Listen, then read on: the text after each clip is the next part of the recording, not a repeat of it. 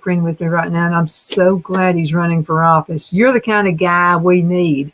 He is an author and a speaker, and he's attorney Don Brown. Hey, Don, how are things going out on the campaign trail? Good afternoon, Donna. I've been on the road a lot, meeting a lot of great conservatives and Republicans around North Carolina, and I can tell you that the Trump revolution is still very much burning and on fire.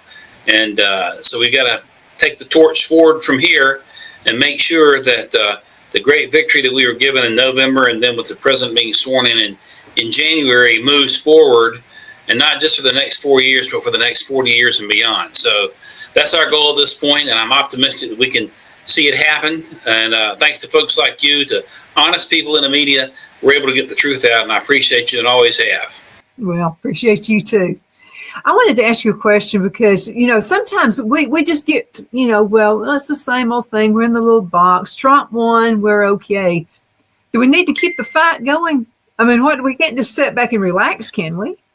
It's I gave a quote the other day on the campaign trail from Winston Churchill, and the British they'd been bombed by the Germans, and our Marine Corps and Navy won a couple of battles. The British needed to win. They finally won in Africa at a place called El Alamein, and everybody was happy and exuberant.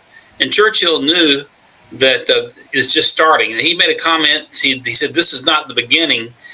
It's not the beginning of the end, but it might just be the end of the beginning." In other words, Trump's victory has stopped the bleeding and turned the ship around. But we have got a long war that's going to be going forward, not just for the 4 years of the Trump administration, but as I said earlier, for the next 40 years and beyond. And the worst thing that conservatives and the America First patriots can do is to rest on the laurels and get fat and get happy and smile. And there's nothing wrong with us being grateful and happy for a lot of the good things that are happening, because it's been a long time coming. But at the same time, the question is, with this victory we've been given, with this gift, what are we going to do with it? And we need to double down now more than ever, recognize that the enemy speaks English within us. So we're dealing with English-speaking communists.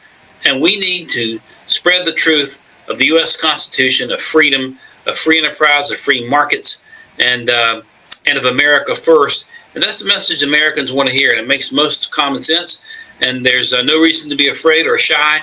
If anything, that the president's victory has shown is that it's okay and it's cool to be America first again. And we need to embrace that and wipe the enemy out politically, and march forward in the way that the founding fathers envisioned that we would and dreamed that we would.